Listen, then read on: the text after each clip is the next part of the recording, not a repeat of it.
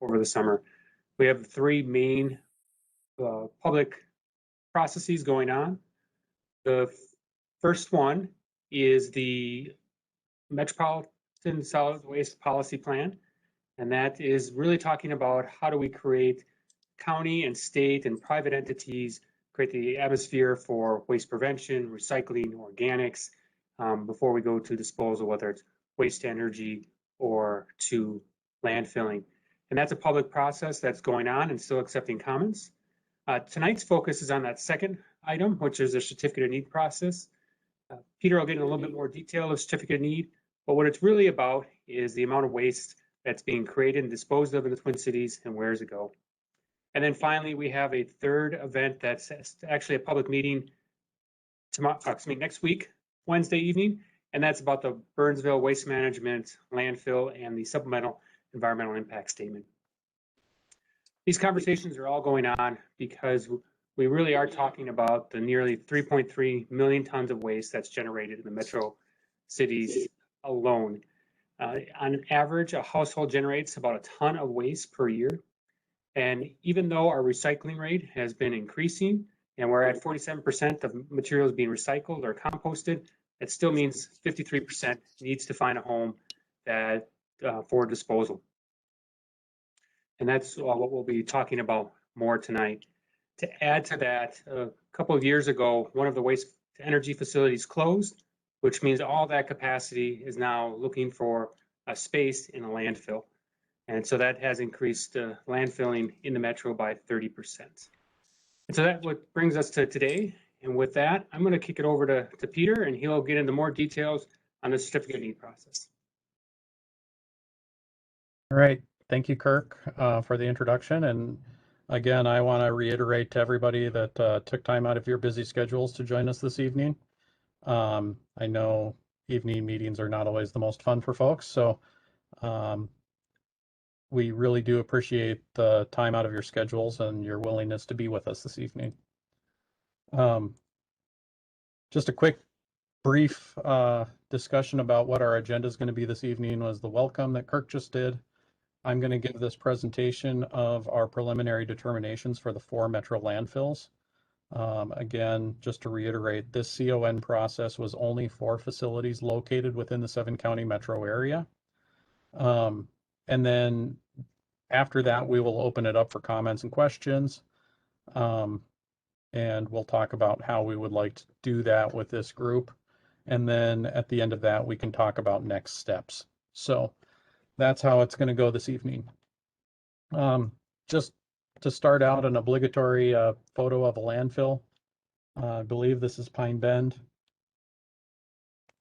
And before I jump into the overall CON discussion, one of the things I really like to highlight in every discussion that I have is just to talk about our waste management hierarchy, which guides every decision that we make in solid waste at the MPCA. Reduce, reuse, recycle at the top, followed by composting of organic material.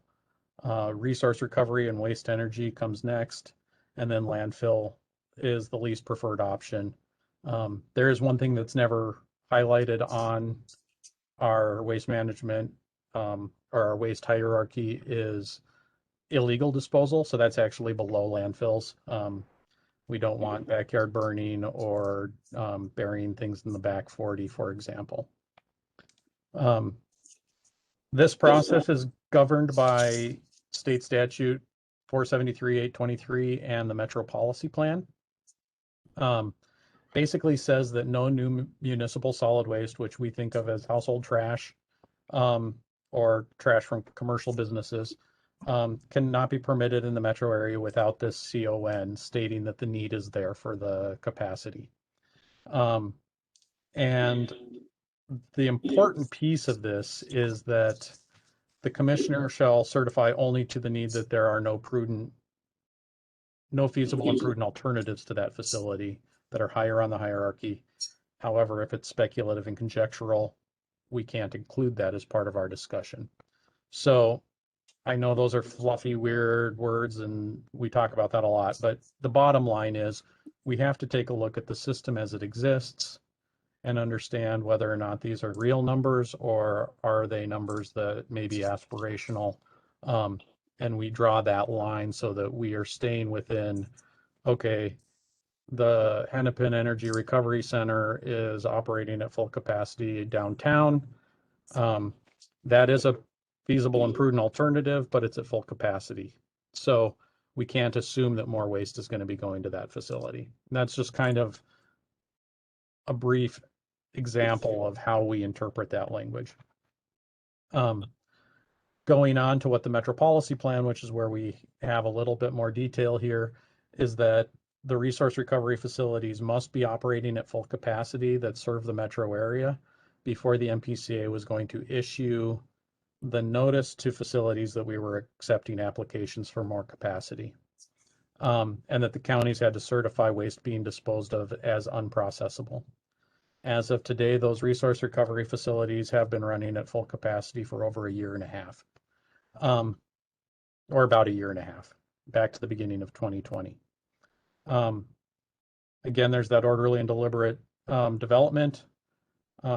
This is a difference from Greater Minnesota Certificate of Need, is that the CON is being issued in tons rather than cubic yards. And the last thing of importance is that the policy plan stated that we will be issuing more than one facility CON when the time comes.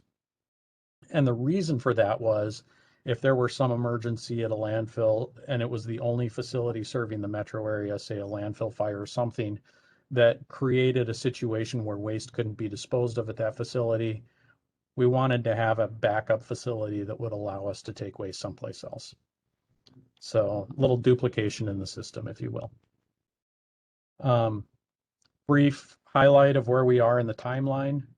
Back in July of 2020, we did issue the notice that we were accepting CON applications for more capacity in the metro area.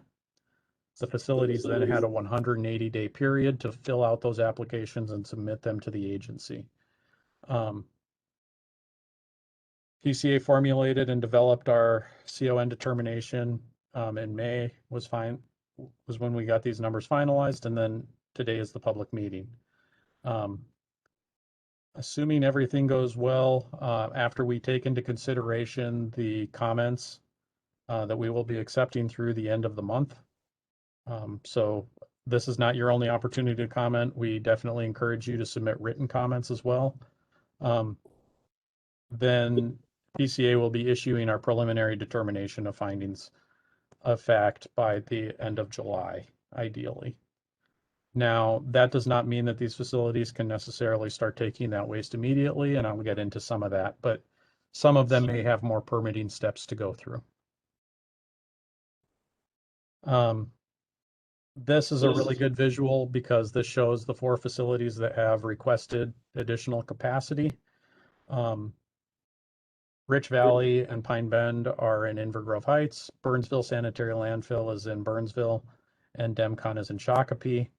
The Burnsville Sanitary Landfill is in an environmental justice area. That's what that hashed line means in the map. And that environmental justice area is due to low income. So the PCA recommended that we issue to 4 facilities, and here are some of the reasons why. The Great River Energy Resource Recovery Facility that used to operate closed in the beginning of 2019. That had an annual capacity of 350,000 tons of waste that has to go someplace else. And that means that it's going to go to land disposal. It provides a little more competition in the system. Facilities that don't currently have MSW permits are still land disposal facilities and are engineered to the same specifications. So we're changing the contents of some of those cells potentially, but not necessarily increasing a huge amount of risk. And then Burnsville Sanitary Landfill being in an EJ zone, is also part of that determination, in that having additional landfills accept waste in the metro area means less waste going to that area that is under represented. Obviously, the cons are kind of the flip of some of those things I was just discussing. If we're putting waste in more facilities, there is more potential for future contamination. And certainly this last bullet is semi-related law that metro area waste there's a law called restriction on disposal. And that simply means that you cannot discard waste in a landfill unless the waste energy facilities are running at full capacity. And there are exceptions to that, and I won't get into all the nuances of that, but the compliance of that law gets more complex if there are more facilities accepting waste. How did we do this? How did we come to our numbers? I think that's an important thing for everybody to understand. MPCA, in collaboration with the 7 metro counties, developed a waste forecast. And that forecast was based off of garbage generation. So that's the fraction after we have already diverted our recyclables and organics. And it's also the fraction of waste that we have the best data on. That's a really firm number. And we forecast that waste out based on past trends of waste growth to arrive at an overall number that we anticipate seeing for the region over the next, 5, 10, 20 years.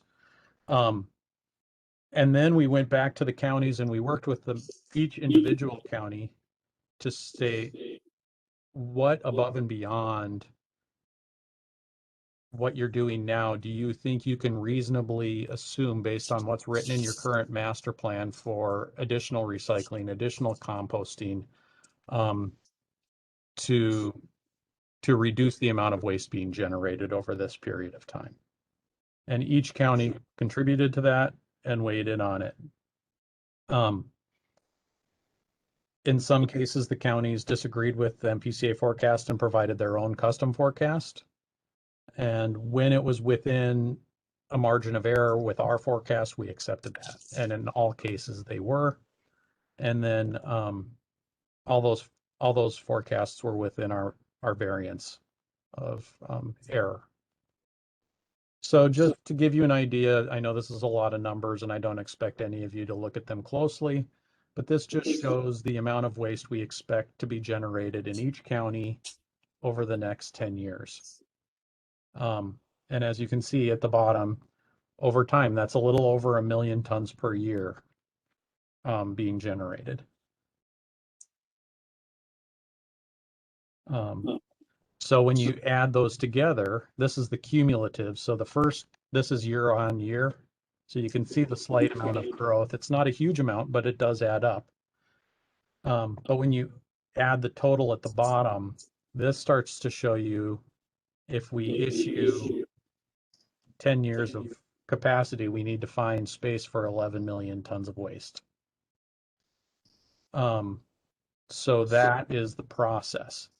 And then once we have that information, we have additional work to do to identify which facility is most likely to receive that waste. And I'll get into that in a minute. To help guide us on which facility was most likely to get the waste is that counties provide letters to the facilities as part of their application. And that's actually laid out in rule and statute, is that if the county plan does not state which facility will receive waste from that county, then the CON application must include letters from counties to get more specifics to help guide the agency in that analysis. So it really is, I like to talk about, this is a 3-legged stool of collaboration between the facilities that are applying, the counties, and the MPCA to identify the right amount of space at each facility and where that waste is going to travel. So we don't want to issue too much capacity. We don't want to issue too little.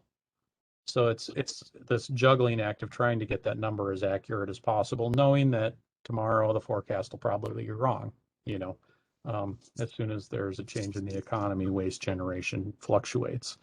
But that is kind of how this process unfolded. So the counties followed a methodology for developing their letters.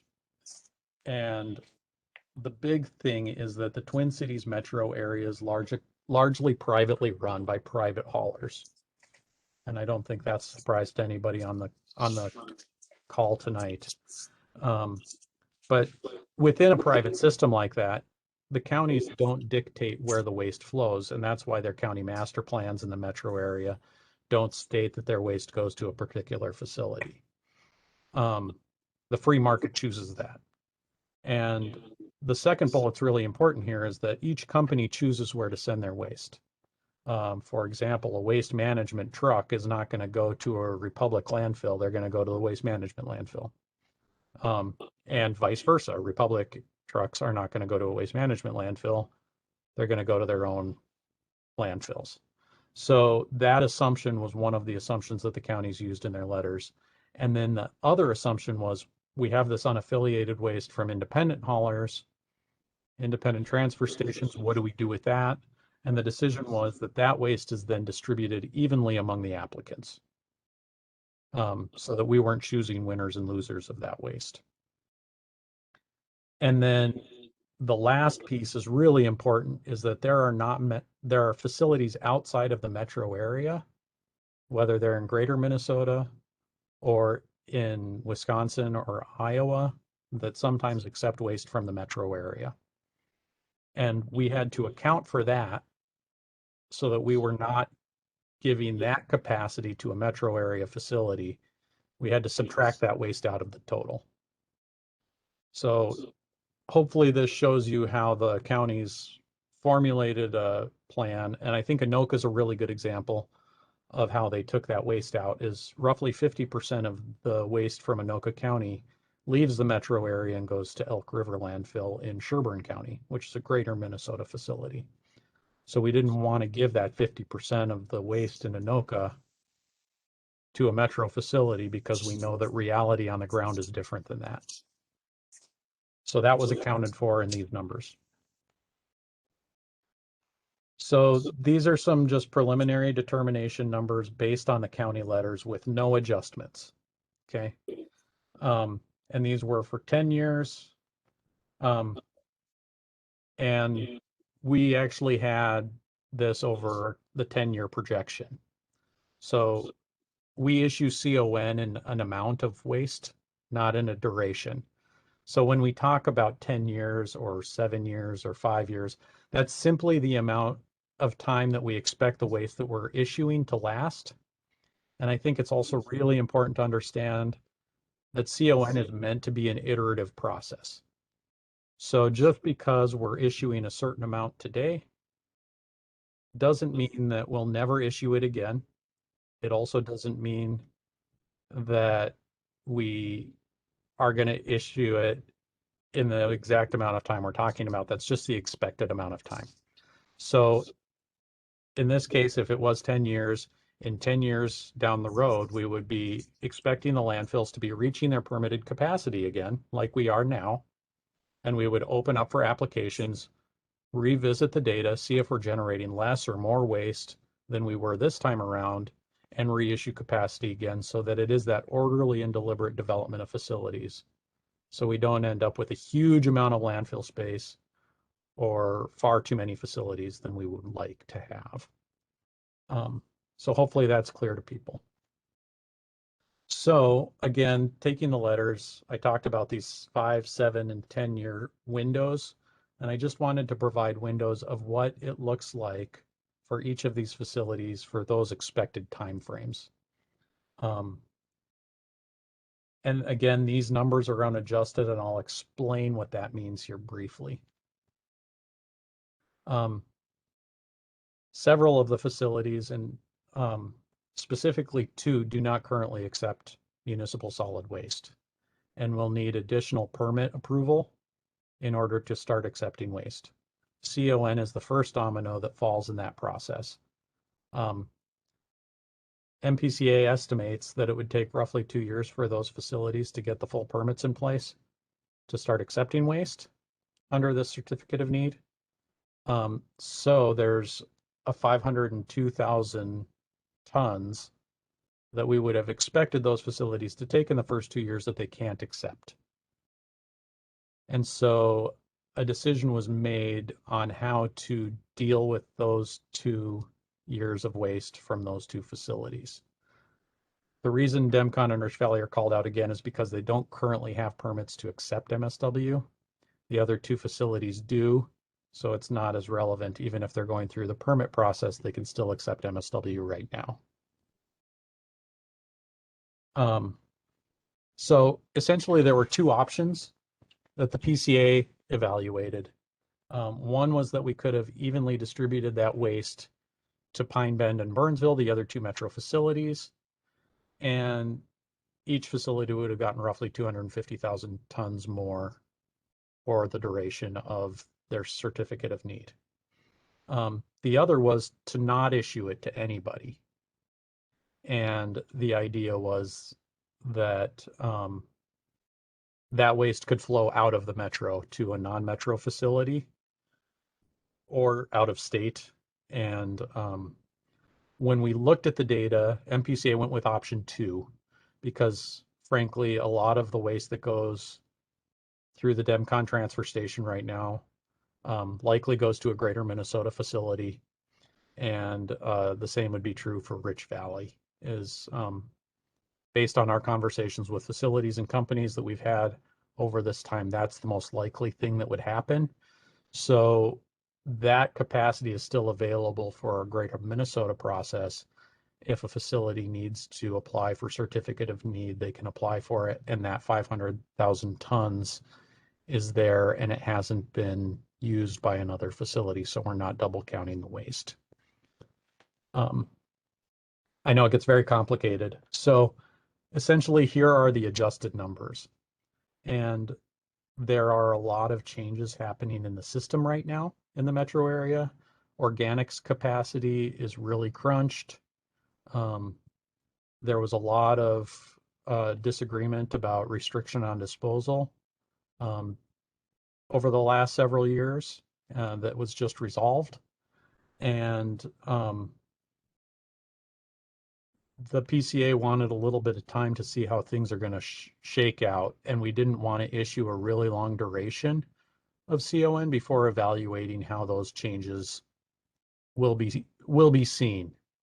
So we figured that initially started talking about 5 years because of those changes.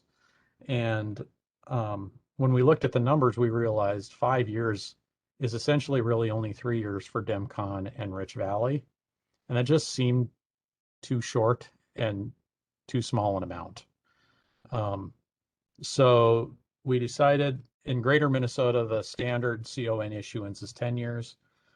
For some of those system change reasons that I articulated, PCA didn't think it was appropriate to go with the full 10 years this time around. So we decided to split it in half, and we went with this 7-year, so that the 2 facilities could get essentially 5 years of capacity, and Burnsville and Pine Bend would be getting 7 years. And the concept is then that if we've done our work properly, all 4 of these facilities would theoretically be reaching their permitted capacity at the same time. And we would issue this process again and do our homework again and see how much capacity we need after the 7-year period is up. I just talked through some of these pros and cons. Obviously, pros of 10 years are that there's more financial surety for the landfills. It's consistent with our greater Minnesota process, and it's consistent with the 10-year permit length. But I just talked about a lot of these uncertainties, including the pandemic, which I forgot to mention before. It's caused a lot of changes with regards to the amount of waste being generated and changes in the numbers. The organics capacity one is an important one because of our lack of organics capacity. We did not assume that any more organics would be diverted than are currently diverted over the time frame, because the organics facilities that serve the metro area are currently operating at full capacity, just like the waste energy facilities are. So even if we collect more waste, organics, there isn't a place for it to go right now. Now, there are some possibilities of that changing in the next year or two, but that falls into that speculative realm. So again, with certificate of need, we very much are stuck with what is the reality on the ground as of today. And that's the reason for a shorter time frame, so that if there is more organics capacity available in the future, then we can start looking at the county plans again, all of which have strong organics programs in mind. So if that organics capacity thing rectifies itself, it would change how we forecast disposal going forward. Pros and cons of 5 to 7 years, the shorter time frame, helps us see that restriction on disposal continues to be complied with, which we anticipate will be the case. But having more time is just something that's going to be comforting to us. Allows for that organics capacity to develop. It's not a heavy lift to do a minor modification on an existing solid waste permit to change the capacity when that time comes. And it also allows for the next metro policy plan to be completed. And frankly, there are some things that probably, and I've spoken with the facilities about this as well, just need to be clarified with regards to the certificate of need process in the metro policy plan, so that the facilities have a better understanding of what's required and expected of them during the application process, and the PCA has the same clarity. So that will be a big change, but also the policy plan has a lot of policies that can change the amount of diversion taking place. The counties will issue new master plans, and that will also inform our next certificate of need process. Obviously, the cons, we acknowledge there's less financial surety with a shorter time frame, but again, the anticipation is that the CON process is iterative, and we would open it up again. I talked about the 7-year balance of flexibility, and another con to this is that it does increase workload for the agency and for facilities for providing the applications to us. It's not a small process, and it does take a fair amount of work. I think that this is an important frame too, because it has had a huge impact in how the landfill capacity was allocated in the metro area. We've had a couple of large business acquisitions that took place. Waste Management purchased Advanced Disposal, and there was a divestment as part of that purchase, and the 7 Mile Creek landfill is now owned by GFL Environmental. Advanced Disposal historically would transfer waste out of the Twin Cities and drive it to Eau Claire to that 7 Mile Creek landfill in Wisconsin.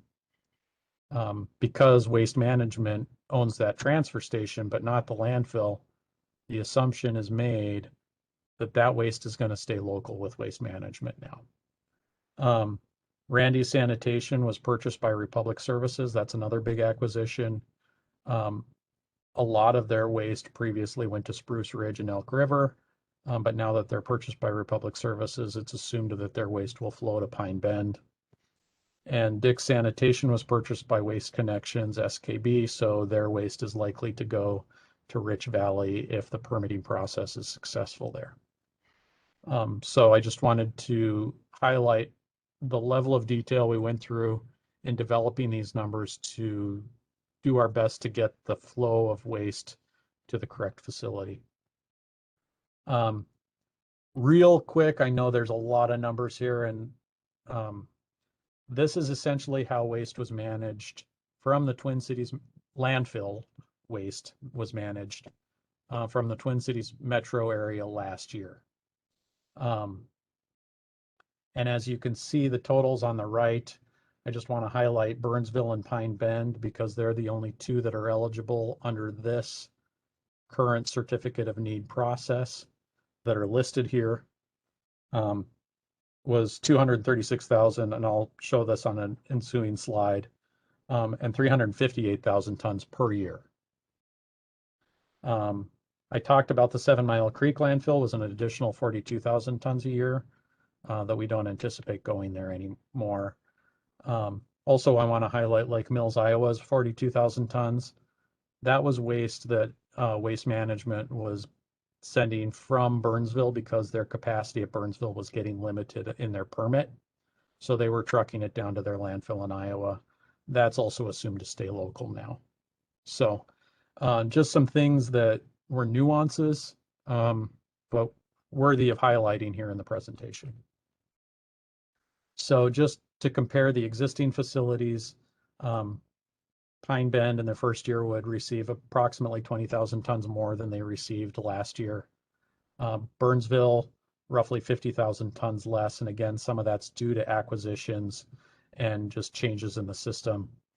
And then Rich Valley and Demcon would be about 150 and 100,000 tons in the first year that they start accepting waste. When you take into account the GRE facility that closed that had a capacity of over 300,000 tons a year, these numbers start to make sense. Any tonnage that's not accounted for here is likely going to a greater Minnesota facility or out of state. So that's how we arrived at these numbers that we would expect to last for 7 years. At which point we would open up and send out the same reissuance, assuming the same things of, ROD is still in compliance and counties have certified that waste as unprocessable, then we would open up this process again and do our homework again with new data. So with that, I'm going to leave that slide up because I think it's a really important one for the discussion. But this is an opportunity to start hearing from folks, and I'm going to hand that over to Matt so that he can just give a brief description of how we're going to handle incoming comments. We have somebody that will be taking notes, and we just ask for people to be respectful. There's a lot of folks on the call. You can certainly utilize the chat function too, because we will be copying that at the end and capturing all of these comments. Also, if you just don't feel comfortable speaking in a big group, there's an online comment field that sends the email directly to me on our website. That's a great way to submit your comment, or you can send an email directly to me. Either of those is completely appropriate. So we strongly encourage those comments to be submitted written as well as today. So go ahead, Matt. Great. Thanks everyone for joining us tonight. So the way we're going to be doing it tonight is that there is a smiley face icon you will see at the bottom of your screen. There, if you click on it, there will be an option for you to raise your hand. Alternatively, if you click on the participants tab on the right, the bottom right, and you find your name and you hover over it, you can raise your hand that way. So simply just raise your hand and we will go through, call on you, and please just state your name. And if you want to offer an organization or a community you're from, feel free to share that as well.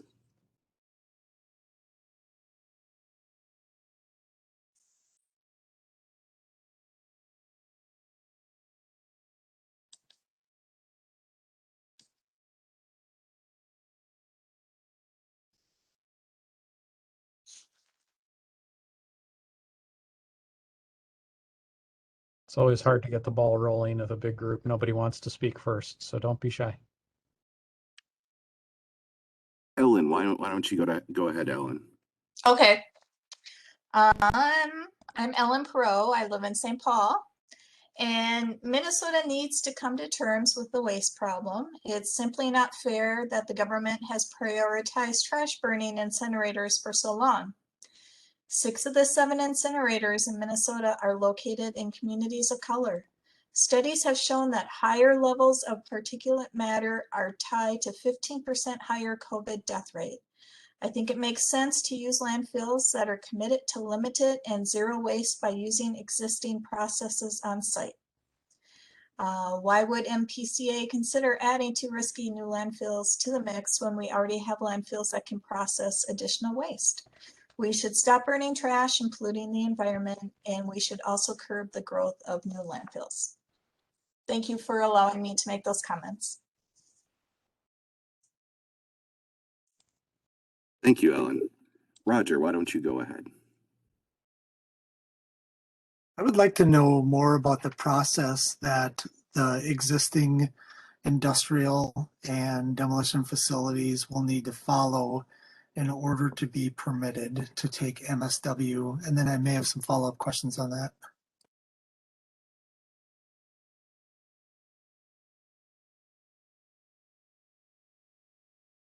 So the process was that they needed to apply for CON. That was the first step. If they are to be allowed to accept the certificate of need that is granted to them as a need, and in this case, I want to be clear that the MPCA did not make that decision lightly, but the closure of GRE had a big part of that there was a lot of additional waste being diverted to land disposal here in the metro area as a result of the closure of that facility in 2019. But they still need to go through their environmental review process and ultimate permitting process in order to receive permits to accept MSW. So the CON does not rubber stamp the fact that they have MSW going to them at this point in time. It's the first step of many that they'll need to go through. Will some of those steps, Peter, be hydrologic assessment and environmental impact statement or environmental review? And are these fill areas, are they connected to the existing demo or industrial sites, or will they be basically a brand new facility, but sort of on their existing campus? So the CON process does not go into those details. So that would all be questions for the permitting public process and the environmental review process, which will happen later after this. To my knowledge, neither of those facilities have begun an environmental review process as of today. And I certainly respect the pressing need to have these facilities permitted and get up to speed as quickly as possible. And they're very well-run facilities currently. I think the one concern is, will they be following the same process that any brand new landfill would be expected to follow? Is the gist of the question. And then I'm a little bit confused also about what if they'll still be following the same type of taxing. Will the solid waste management tax be at the demolition rate or at the MSW rate? And will they still be required to pay the, I can't remember what that special fund is. There's a metro landfill fund, additional fund, so they'll be required to pay that as well. Correct. So anything that goes into an MSW, so assuming, let's just extrapolate out, assuming that environmental review and the permitting process shows that there's adequate protections in place and that the facility is engineered to accept municipal solid waste appropriately, anything that would go into an MSW cell would then be taxed at MSW rates and handled the same way. It would essentially become an MSW facility. And then final question for now. So just to make sure then, the CON process is not going to be linked to their demolition or industrial waste facility processes at all. CON is only about municipal solid waste. It does not deal with demolition, debris, or industrial waste at all. Thank you. And I think just one more thing to add to that, because I think they're all good questions, Roger, is, shoot, what was I going to say? The need is just the first step. And we all know that environmental review and permitting applications are both very time consuming and expensive. So having the CON be the first domino to fall makes sense, because a facility isn't going to go through the environmental review process if they don't think that there's even a need for the waste disposal at that facility. So that's why it's the first domino to fall. Yeah, and I appreciate that you posted the CON applications. Those companies put a heck of a lot of time in demonstrating that need. So thank you for that. Yep. Yeah, Peter, this is John Helmers. A follow-up question to that. You had mentioned in your presentation that, or alluded in your presentation, that the existing cells at the demo sites may be where the MSW would go. Or is it going to be totally new? That's the part that I'm still a little confused about. Yeah, and I don't have clarity for you on that, John, and it might vary by facility. Both of the facilities are Class 3 demo facilities, and I've spoken with the permit engineers that work with those facilities, and they've told me that they're engineered to the same specifications as an MSW cell. But I don't think that those decisions would be made until after environmental review and after the permitting process. Okay. And it might vary by site. Yep. And then a follow-up on the tax question. It's been our experience that the Department of Revenue collects the tax based on the facility type, not the type of waste that's going into a facility. So my question is, do you think they'll be issued a totally separate permit for the MSW cells and be operating under a parallel permitted structure with a separate accounting system and things like that? My assumption is that it would be a conversion and that the permit would shift to an MSW facility. Here, let me just add on to that. Both Roger and John have some same themes in their questions. They are going to have to go through the same environmental review and permitting process as MSW facilities, and that includes their tax regs would be the same too. They just happen to be, like many other facilities, have industrial and C&D cells at the same location. So they would be going through the same process. This isn't giving them anything different than going through the MSW process.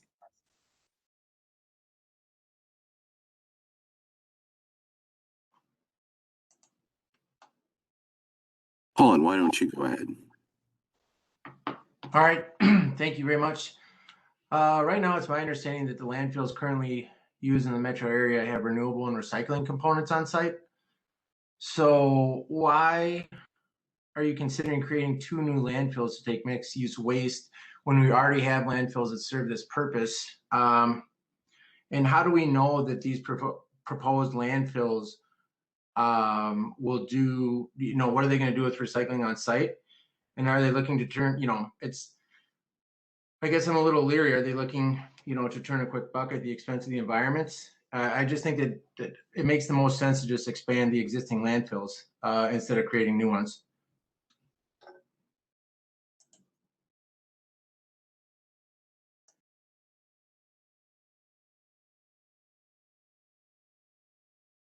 I touched on that in the presentation. I don't know that I have much more to add to it. I don't believe that the existing MSW facilities have recycling and composting on site. The biggest issue was we looked at the need for the region, and there's a significant amount of waste that needs to be disposed of in landfills. And there's the disadvantaged community consideration in Burnsville that we had to take into consideration as part of the whole process.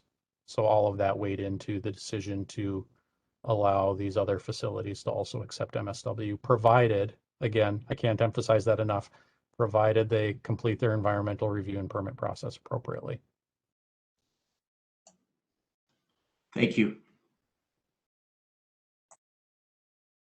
Jeff, why don't you go ahead?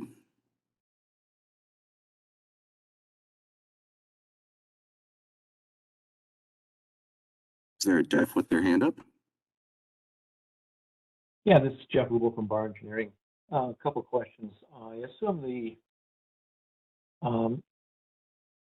MPCA is aware, it wasn't mentioned that there's an order of licensing permitting that's needed. I believe it goes city, county, state in that order.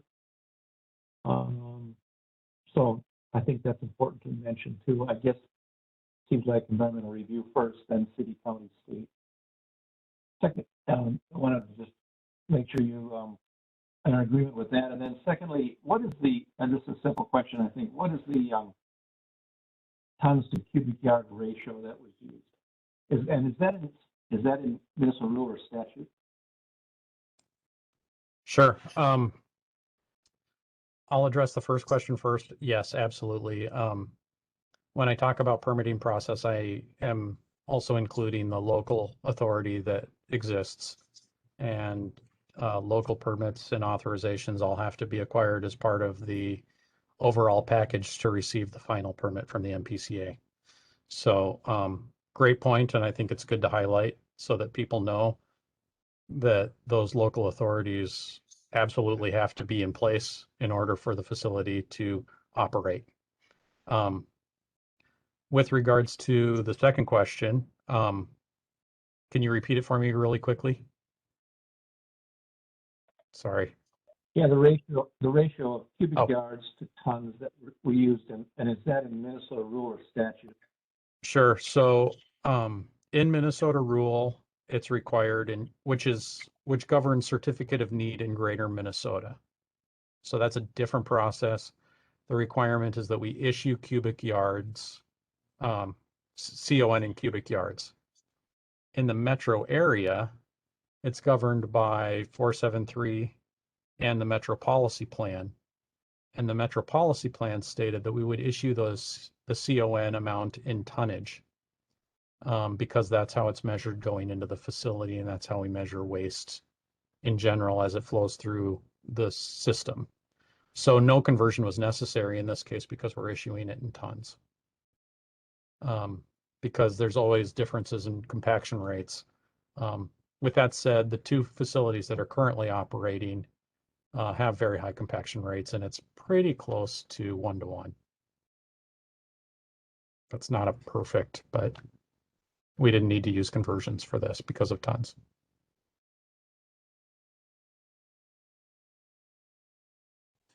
Jennifer, why don't you go ahead?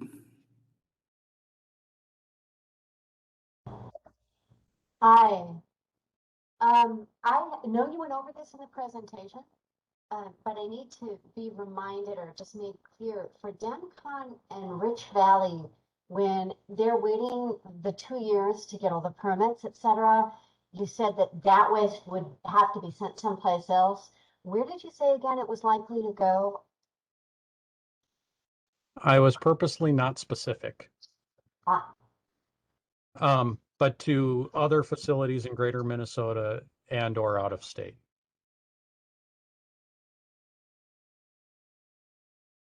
Thank you, that's it. Yep.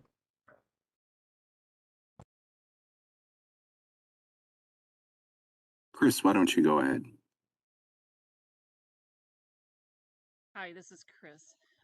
So just general concerns, a concerned citizen of, it sounds like you would be changing the Shakopee and that other facility to accept different types of waste, which to me opens up the environmental concern. So it's kind of preemptive. Maybe the environmental study will solve it.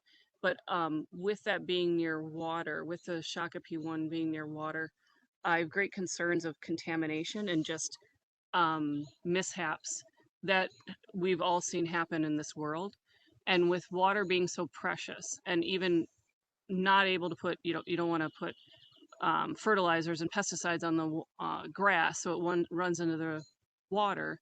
I don't know why we would beef up a facility to add a ton of waste, which adds a lot of risk right near a water supply, right near any of our precious resources. So I had similar kind of thoughts to Colin or others who, there's got to be more than just these two options, or more ways to slice this. The other piece that stuck out to me is if the Shakopee facility sends it out of the metro area now, it seems a little just seems a little crazy to be sending more waste there for them then to send it out of the area. So why not just send it out of the area and skip the whole thing in between? Just a little inefficient in my mind.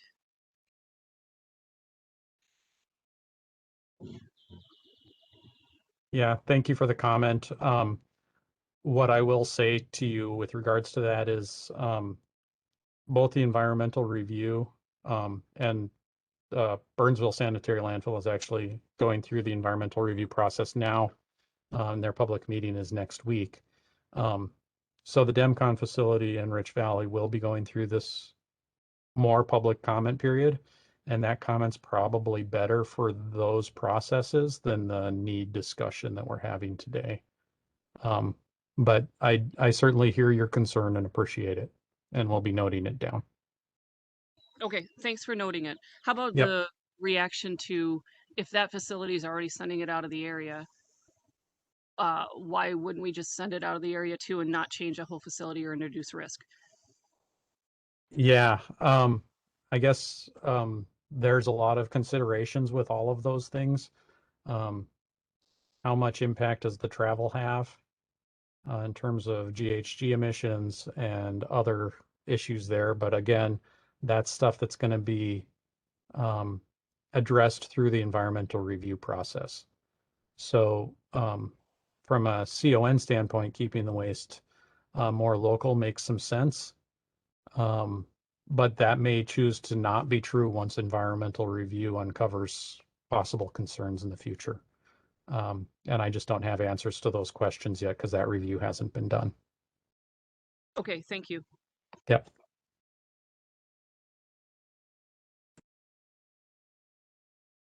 John Helmers, why don't you go ahead? Thank you. Another question, Peter, you had mentioned about the waste energy capacity being at the permitted level, or at the capacity, I guess it was the term you'd used. And I was just wondering, was that the permitted level or the design capacity for HERC? Because I believe there's a 400 ton per day difference between those, and the facility could actually process another 400 tons per day. That's a good question, John. And the answer is that it's the permitted capacity. To assume that they would be able to operate at full operating capacity, there's a lot of political hurdles there that I'm sure you're familiar with. And that puts it into that speculative and conjectural category to assume that that waste would increase there for now. If they receive the permit to increase the capacity, that would change. Okay, but that was not part of the consideration of this. That was not one of the options looked at, evidently. Correct. It wasn't considered to be feasible and prudent at this time. Okay. Let's see if there was anything else here.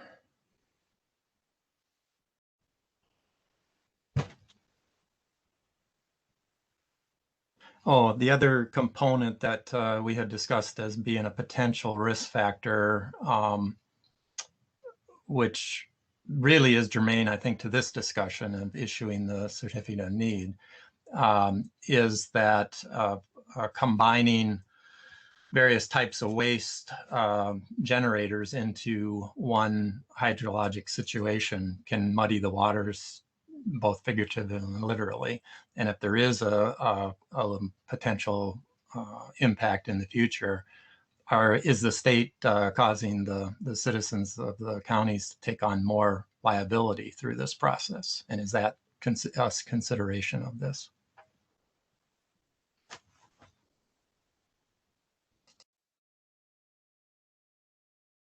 It's not a WebEx meeting if you forget to unmute yourself. I was just trying to say it's not really part of this process, and that consideration doesn't fall into this process. Just as you were suggesting, it's part of the environmental review and future steps that the facility will have to go through to ensure that things are done in a safe manner.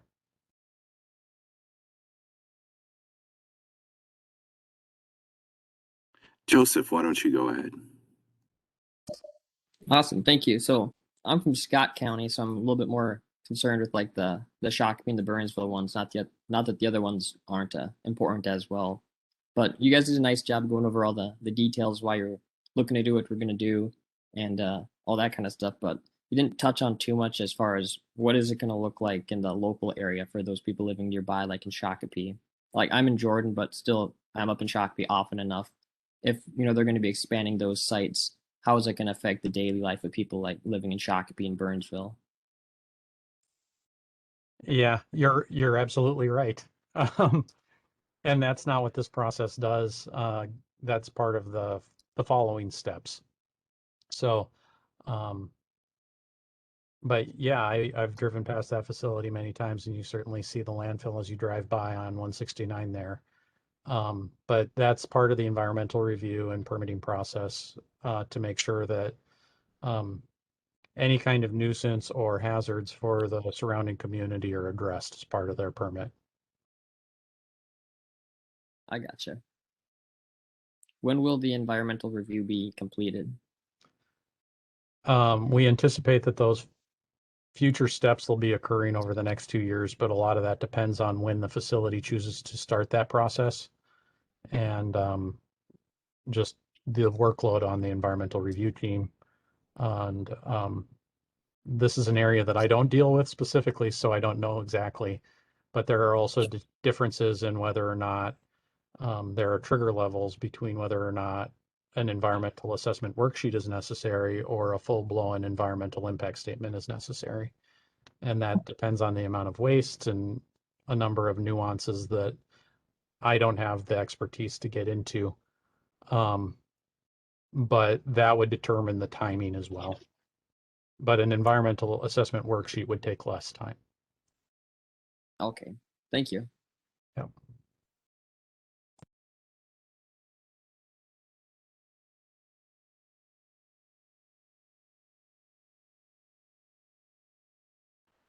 I'm not seeing anybody else with their hand raised. Are there other folks I'm missing that have not had a chance to make their comment or ask their question? Looks like Isaac might have a hand up. Okay.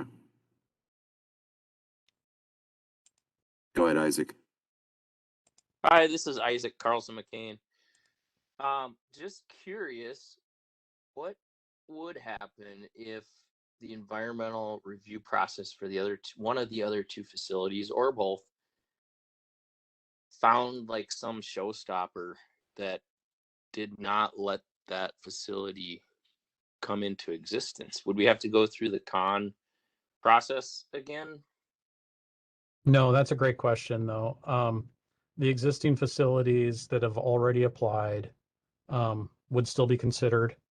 And let's just, for discussion's sake and for clarity, I know it helps me to use for instance, let's say DEMCON's been getting a lot of conversation here today, so sorry to pick on DEMCON, but if DEMCON didn't get through their environmental review process and it was decided that they were not going to proceed with their rest of their permit for whatever reason, right? Maybe the facility just decides that that's not enough waste. That there would be 627,000 tons that are unaccounted for.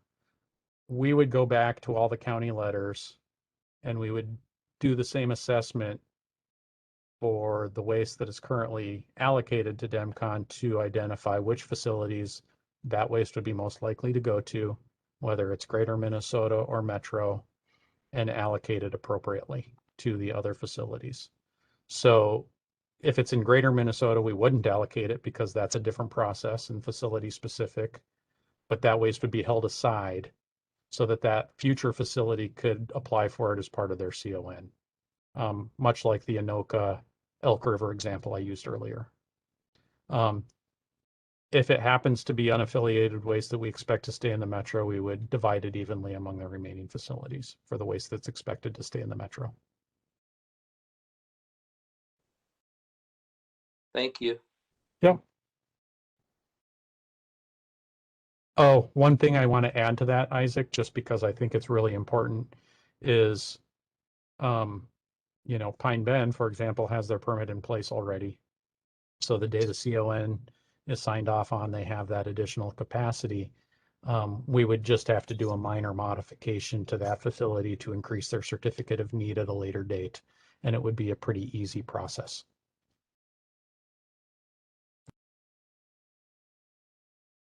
Got it. Catherine, Thanks. Catherine, why don't you go ahead? Hello. I just had a question because I like Joseph. I also live very close to the Burnsville landfill. I'm actually even closer than him, but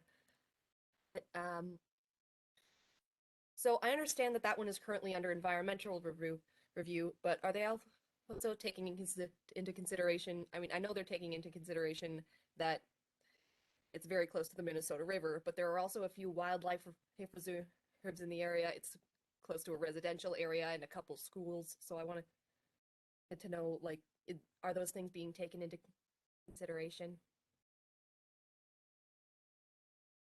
There are a number of things that are being taken into consideration as part of that supplemental environmental impact statement. And there is a public meeting on that next week that will go over all those details. And I think they're better suited to speak to the specifics than I am. So I'd prefer to defer that to that meeting, if that's okay. Okay. Provided that there is something that goes off in the environmental thing, what's the next step in the process? That's a good question, Kirk. Can you help me on that? Do you know? Sorry, could you repeat that? This is for the Burnsville facility? I just want to make sure. So Yeah, so provided the next that step, they find something wrong in the environmental exam, what happens to this? What's the next step? so environmental review is about collecting the information for the decision makers and not a decision on the project. So that's what the test, and we'll talk about that more next week on that. Then after that, as mentioned, it's the local and state permitting that would have to be done. And that's more about how does a landfill designed in a way that's protective of the environment and human health. And so that has an application process, public process too, that have to go through both on the state level and then whatever approvals might be needed on the local level. So environmental review is more information gathering. Let me know if I didn't quite answer the question. Right. I think that was it. Thank you. And I do empathize because I know it's confusing that there's all these overlapping processes that are taking place that are closely related, but not quite the exact thing. So I'm sorry for that. Greta, go ahead. Thank you. I was wondering, during the presentation, you touched on the fact that a lot of the excess waste and things, it was coming off of COVID. But as we're moving past the pandemic and we're getting things more under control, will it really be necessary then to have to build new facilities or things, or will we be able just to move back and get things under control? Sure. No, that's a great question. And I'm sorry if I implied that the pandemic created additional waste. I'm simply suggesting that the pandemic changed the amount of waste being generated. And we don't know exactly how it's going to look coming out. And so that's why it was relevant to the number of years, because when we get a couple of years out, 5, 6, 7 years out from the pandemic, we'll have a better understanding of what the new trend line looks like in terms of waste growth, or ideally, if things were amazing, the waste wouldn't be growing anymore. That would be a really good change to the dynamic, and then we would change the amount of certificate of need issued next time based on that new trend. Hopefully that makes sense. Yeah, it does. Thank you.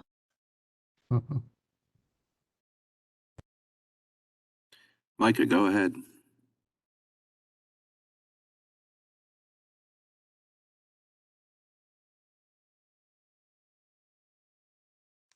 Micah?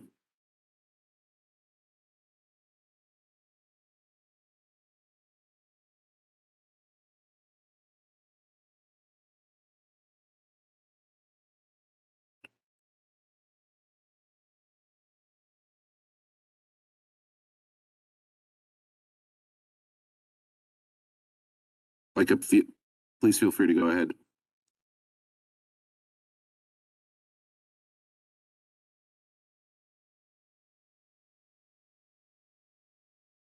Okay, Jennifer, go ahead.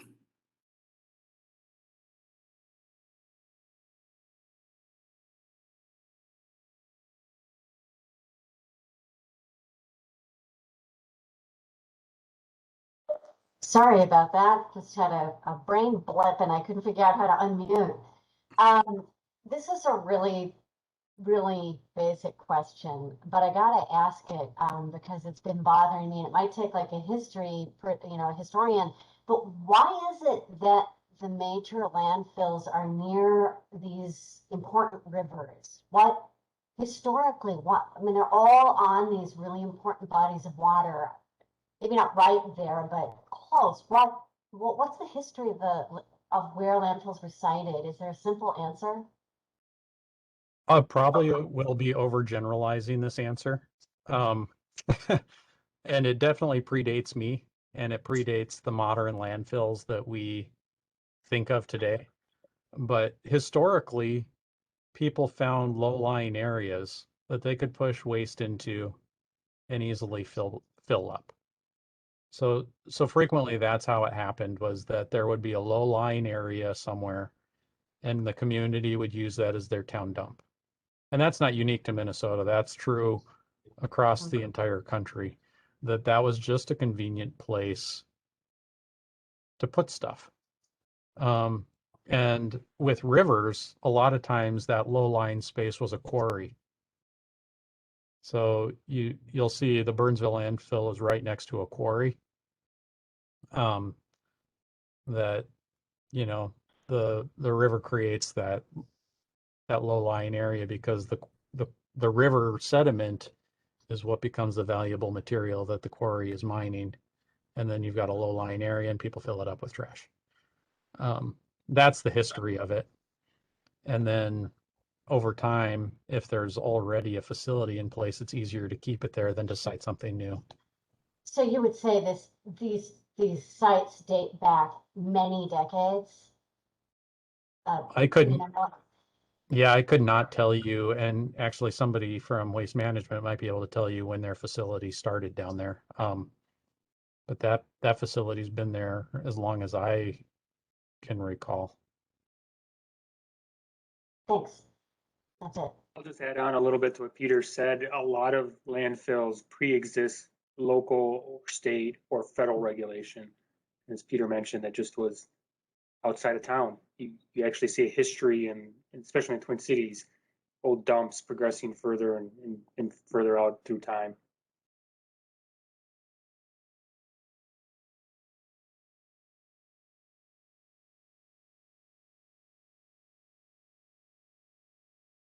Micah, are you there this time? Micah?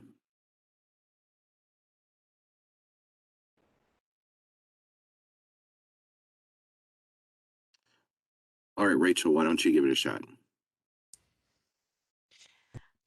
Thanks. My question kind of goes back to the very beginning. I live in the Burnsville area. You brought up the resource triangle that the MPCA makes their decisions based off of.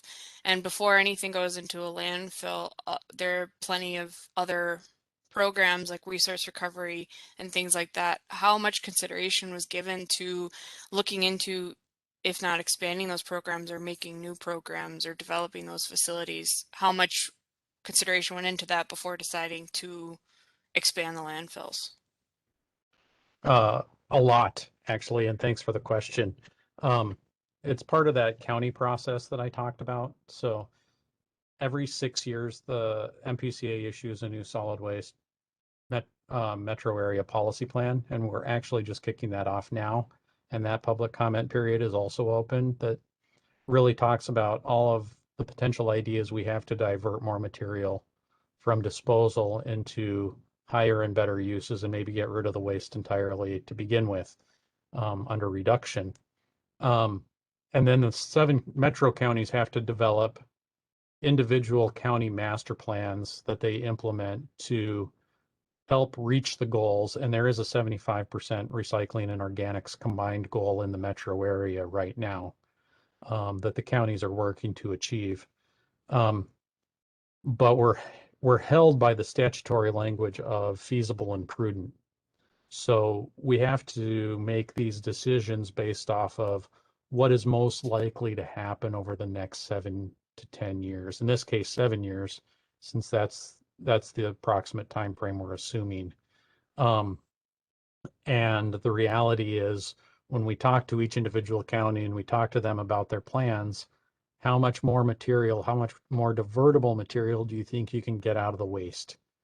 And they gave us different answers, and we incorporated those answers as part of our model for the total amount of waste generated.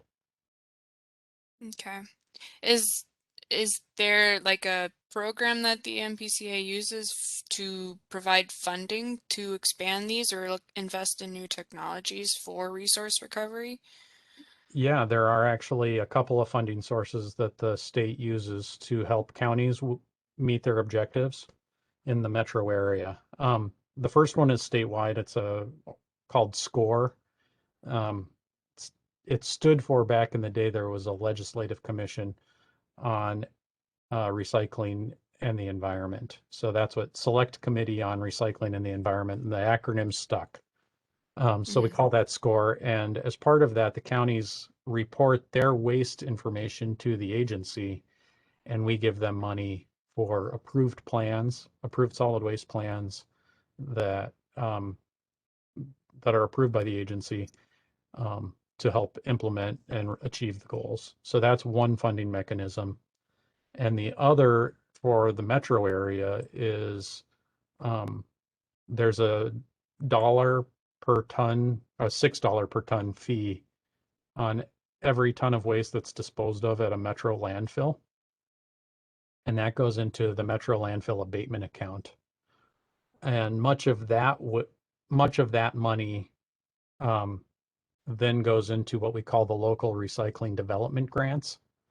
That money is passed through to the counties for them to implement recycling and composting programs. Thank you. Yep. And all the SCORE funding, I should specify, is funded by the solid waste management tax. So if all of the objectives are met and we no longer have land disposal, at some point in the future, we also completely run out of revenue for these programs.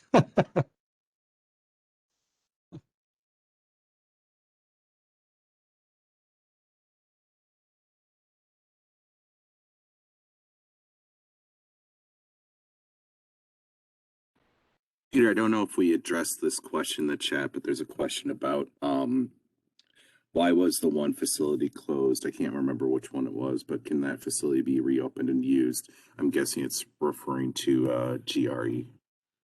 Sure. That was an economic decision by the company, Great River Energy, is primarily an electric utility, and they decided it was a combined issue. They were not getting enough waste to operate at capacity, was part of the problem.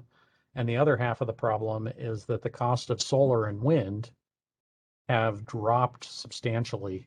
And Great River Energy decided that it was cheaper to maintain the renewable portion of their energy portfolio through wind and solar than to keep that waste energy facility operating. Now, can it be reopened? No. The last time I drove by, it was a pile of rubble. It's been destroyed and torn down. So in order for that facility to be reopened, it would have to be rebuilt.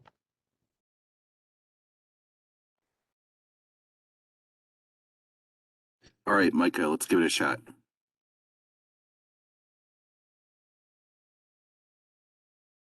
All right, can you hear me? Yep. Great, thanks. You mentioned environmental justice a few times throughout the meeting, and I was just curious as to what decisions did that impact and how did it impact the decisions? Sure. It was a part of the decision. I don't want to imply that it was the driving force behind the decision, but underlying every policy that we make at the agency right now, minimizing our impact on environmental justice communities is an underlying theme and something that we consider as part of every decision we make. So if there's an opportunity to reduce the impact on a disadvantaged community, we need to look at it and consider that as an option. Mm-hmm. So I guess I'm curious, did the environmental issue, was that a factor in allowing for 2 new MSW facilities? Or was it more like a 10% discount on our CON, Burnsville Sanitary Landfill CON, or?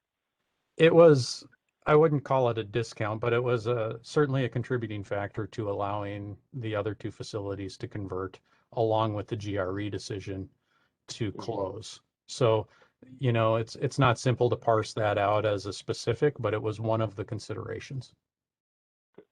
Thank you. I another question I'm struggling with here, you know, with these 2 new MSW landfills that you're kind of opening the door for with the MPCA stated goal of landfill abatement. I mean, this seems like the exact opposite. And so, I heard a lot of talk about speculative, or I forget what the terminology was used. But I guess is the MPCA opining that it is not speculative that these 2 sites are fully sited and permitted in 2 years? I mean, feasible and prudent, I guess, is the terminology. Does the MPCA think it's feasible and prudent to have at least 2 new facilities fully permitted for MSW in 2 years? Yes. And the reason is that if we didn't consider any new facilities, it would be impossible for any new facility to ever be created under our permitting process. So while they may not end up becoming permitted, it doesn't change the fact that we can then adjust the CON appropriately and redistribute that and increase the tonnage to the other facilities that applied. Thank you. Yep. Mike, go ahead. Yes, hello, Mike Miller, Waste Management. Peter, I guess I got one comment and a couple questions. The Burnsville Sanitary Landfill first started taking waste in about 1965 as a solid waste facility. It was owned and operated by the Kramer Quarry Company that is still operating the quarry next door. Questions I have is, first of all, is the MPCA going to be the RGU for the Rich Valley and the DEMCON environmental review facilities?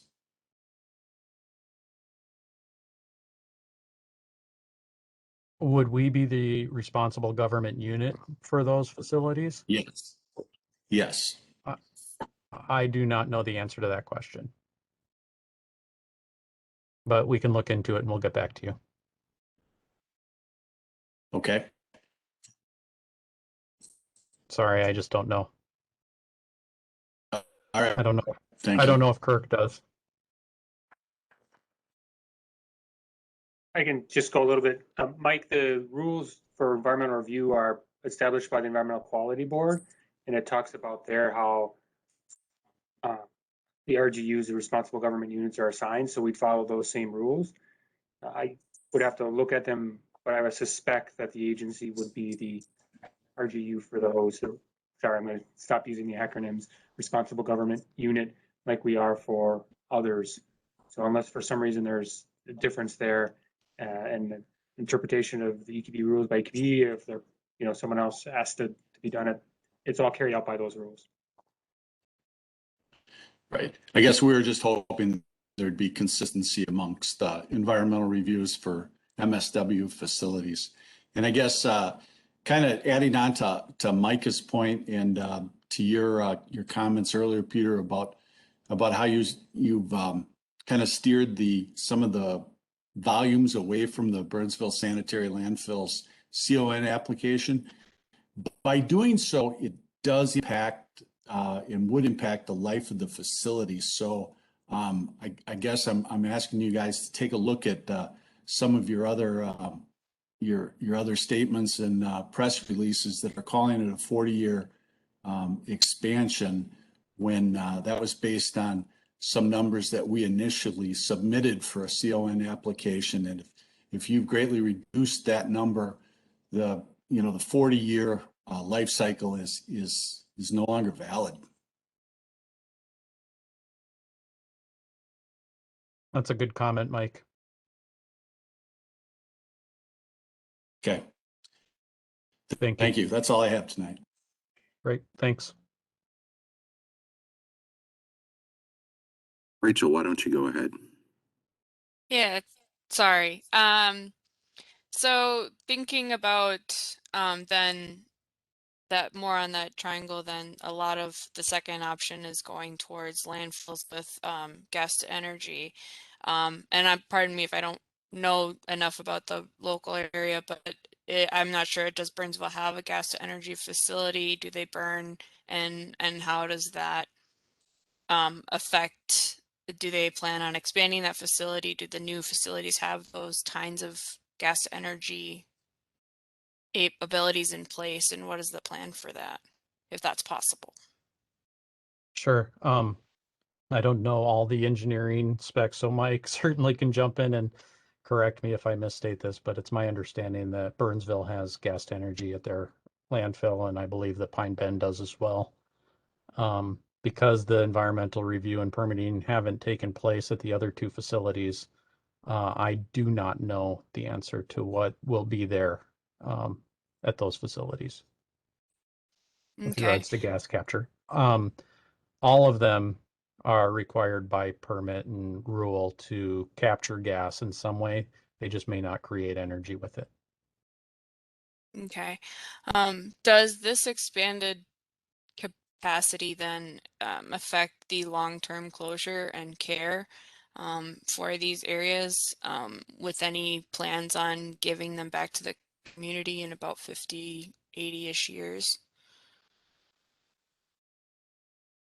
That's always a concern with any landfill, that at some point they may enter the closed landfill program. I will state that all modern landfills, including, the ones that currently exist, there are new rule requirements to have financial assurance mechanisms in place so that those facilities are required to pay out of their profits any cleanup that may occur in the future after it's closed.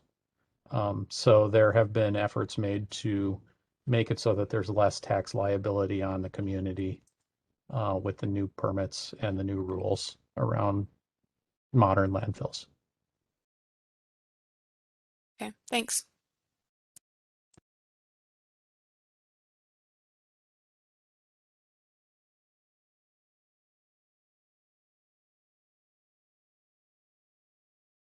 Peter, I'm not seeing anybody else. Did I miss anyone?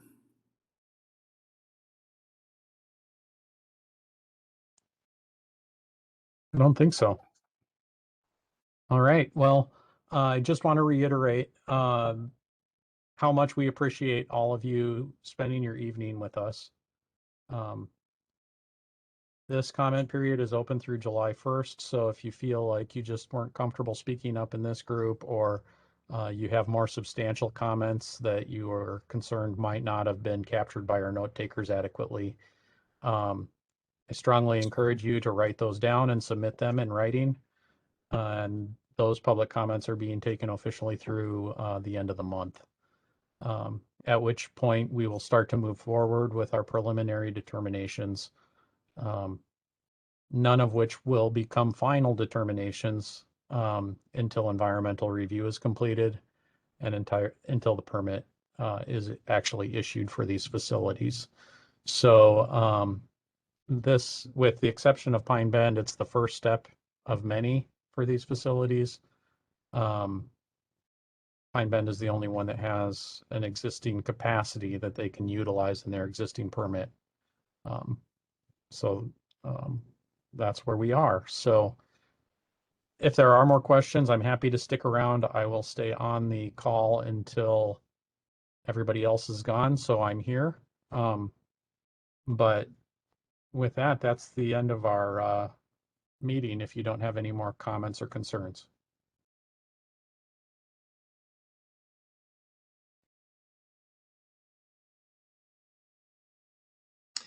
Thanks, Peter. Thanks, Matt.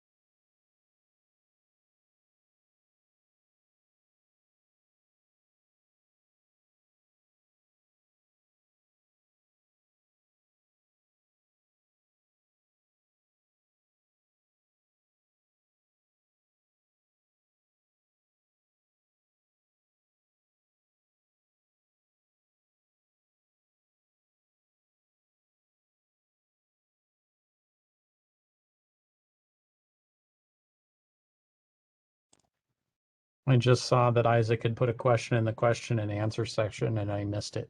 But it looks like he dropped off, so I'll follow up with him later.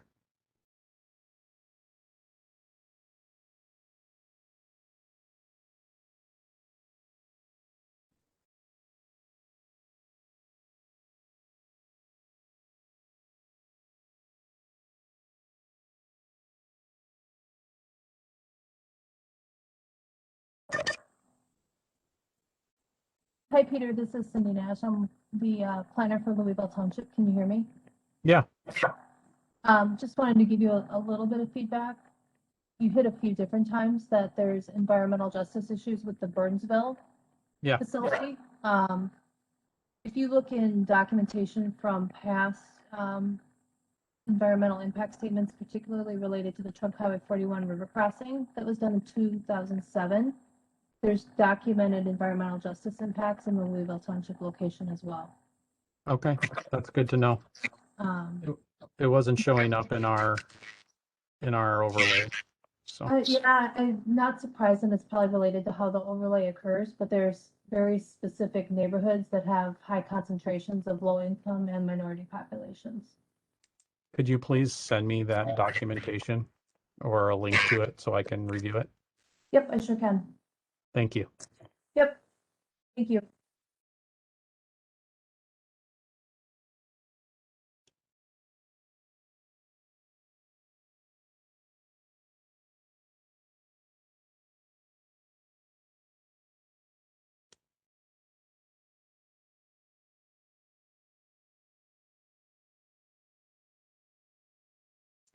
Peter, this is Roger Schrader. I did have to step out for a minute, so I apologize if you already addressed this, but a little bit off topic maybe. What's the future of waste to energy for Minnesota with the Elk River plant closing and other facilities? It sounds like running at capacity. It doesn't sound like there's any interest in adding new facilities.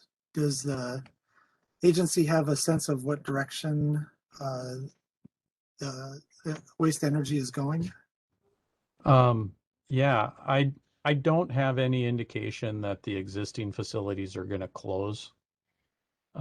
Any more of them will close. You know, Ramsey, Washington in particular just invested a lot of money in the Newport facility a few years ago. Most of the ones in greater Minnesota are owned by county governments, and they view them as strong community assets. So I think GRE was unique in that regard. The question is, I think, largely around what Xcel Energy is going to choose to do with their waste energy facilities, if they're going to continue to provide that service for the RDF processing plants or not. And that's just something that they're ultimately going to decide from a financial standpoint as a business. But at this point, they haven't indicated to me that they're planning to shutter any of those waste energy facilities because they see the value that it provides from a waste management standpoint. So with the Elk River facility, it really was just a matter of not being able to achieve the break-even point with tonnage and transporting the waste there. And it's not necessarily a reflection of any direction the state might be going with an attitude towards waste energy. That's correct. And the flip side is that it's just, you know, much like siting a brand new landfill, siting a new waste energy facility is incredibly difficult. So I don't see the landscape changing in the near future with regards to more or fewer waste energy facilities. But none of us can see the future, so I could be wrong in that. It's just my sense right now. And then I had another question about the data process that you went through. But I really appreciated that explanation.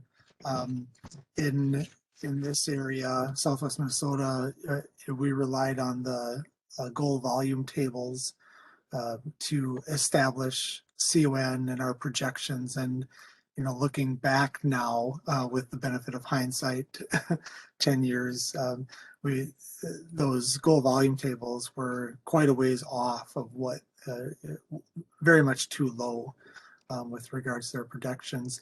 Is the method that you used to establish CON for this process, is that different than goal volume tables? And would that method be applicable to other parts of the state as they look at CON? It's definitely different than the goal volume tables, mostly because the goal volume table for the metro area is in the metro policy plan, and it's not a true goal volume table. The decision was made that the 75% goal was too aspirational to be considered not speculative. So we redid the forecast with our most recent data as a result of that error estimate. So it's not really a different process. It's just acknowledging that there was an error in the metro plan. And then we worked with the metro counties, because none of the metro counties state where their facilities, which facilities the waste goes to due to the private nature of the system, to help develop waste flow models and understand the flow of waste as best we could. So the metro policy plan governing all of that made that unique to the metro area. It would be really challenging to change that for greater Minnesota. The rule would have to be revised for greater Minnesota. Sure, and a lot of us have waste designation agreements with existing counties and so on. Yep, I understand that. And in greater Minnesota, the vast majority of the facilities are publicly owned. So it makes it a little bit of an easier analysis too in greater Minnesota to determine the need. Yeah, because of the public nature of it, we're required or allowed to be a little more transparent about where the waste is coming from as far as counties go. Yeah, yep. Okay. Well, thanks so much for handling questions tonight. It was a really good discussion. My pleasure. Peter, I don't know if can you see the question at the bottom of the chat? Otherwise, I can read it to you, whatever is most helpful. I see it, but it was given by Isaac, or is it at the bottom of the chat? It's at the bottom. Oh, I see. Lori also has one. I saw one in the Q&A. Lori typed in, is Minnesota still committed to burning trash as a preferred method of waste disposal? Research shows that trash burning incinerators are polluting our air. Cities like Detroit have recently shut down incinerators and instead are focusing on renewable and recycling programs. What if the MPCA moves from burning trash and insists that landfills use available technology to recycle as much waste as possible? Yep.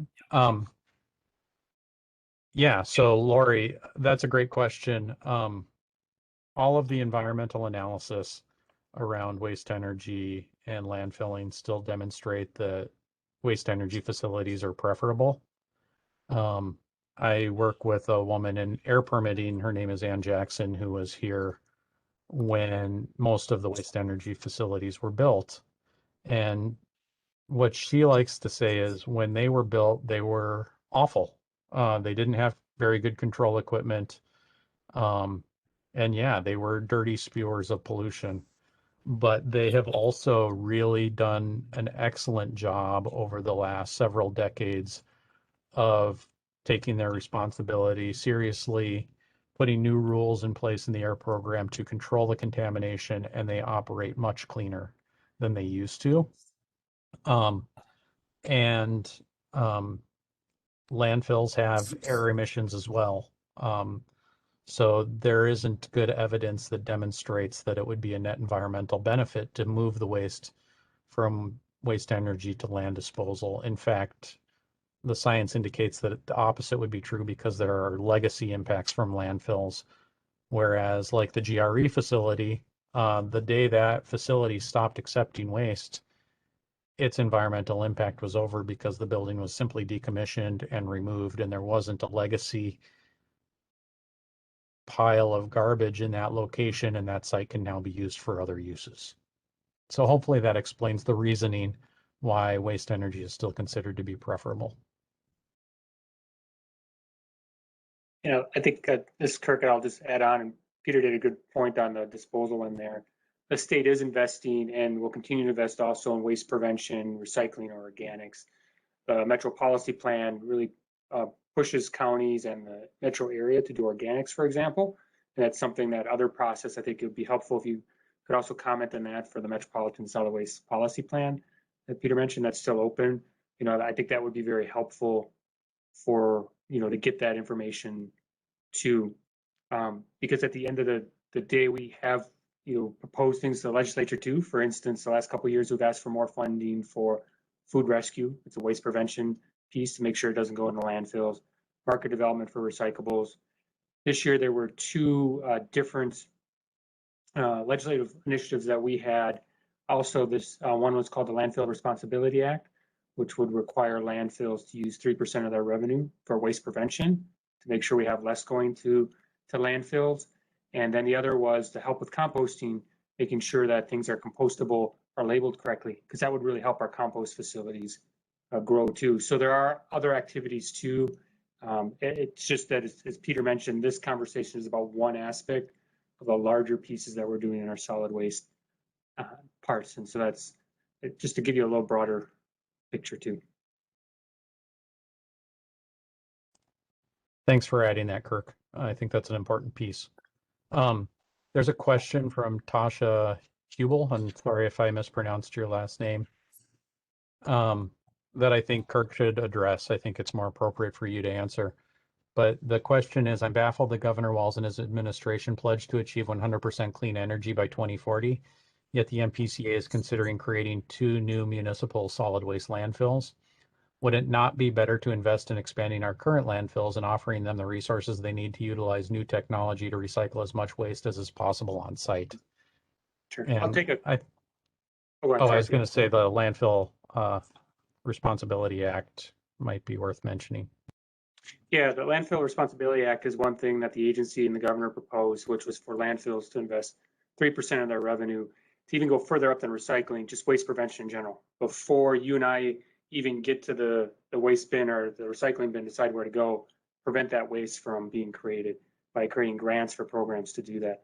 That's our hope to invest in there. And in the last budget cycle, the governor and MPCA invested money into organics, into food rescue, into the Ramsey Washington facility that was mentioned by Peter to provide organics curbside to the citizens of Ramsey Washington. Those counties were proposing it, so we had dollars for that. So there are those other investments being made by the agency that the governor has supported. In terms of investing in these landfills, the state is not paying a dollar towards these landfills because this is the way it's set up. The landfills can propose how they want to make their investments. They propose, a company, a waste company could decide to go recycling, organics, or landfilling. That's up to them. At the end of the day, though, as Peter mentioned, we have 3.3 million tons a year of waste that needs to go someplace. And we just want to make sure that it goes be handled in a responsible way.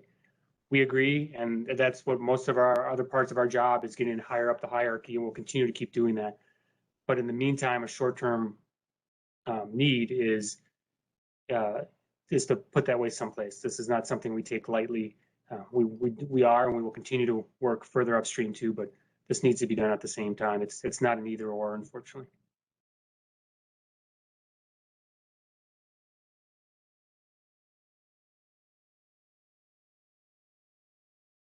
Matt, did we miss any more questions in the chat? I know it can be tough to keep up with those.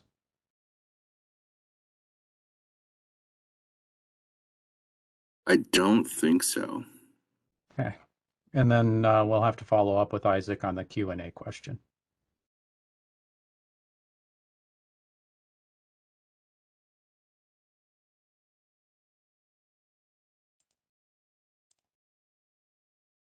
All right. Well, thank you, everybody. Really is fantastic to hear from all of you.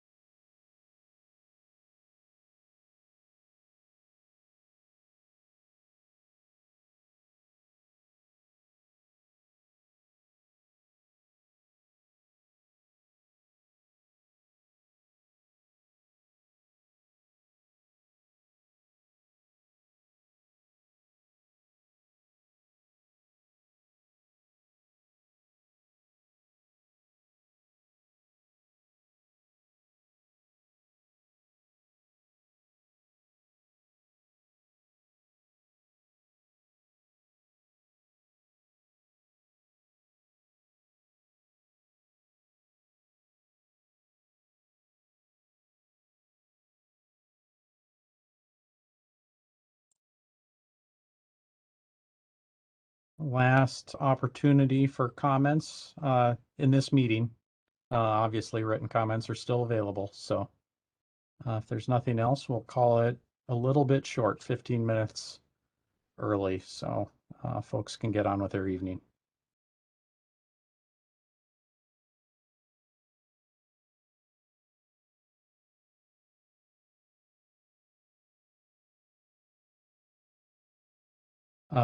One last reminder, just MPCA CON, if you Google MPCA CON, that takes you straight to the page that talks about all of this.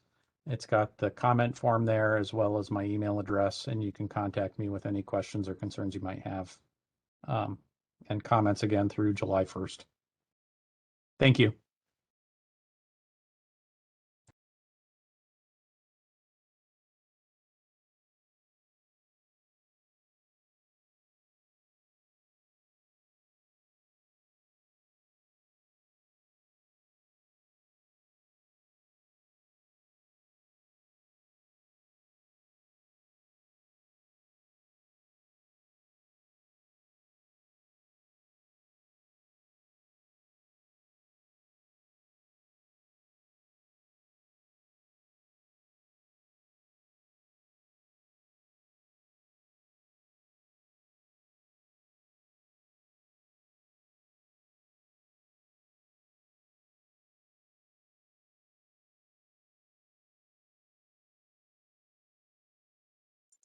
Peter, I think some of these folks might be those that maybe had to walk away and didn't turn off their systems. I know I've done that for other public meetings I attended at my school, unfortunately.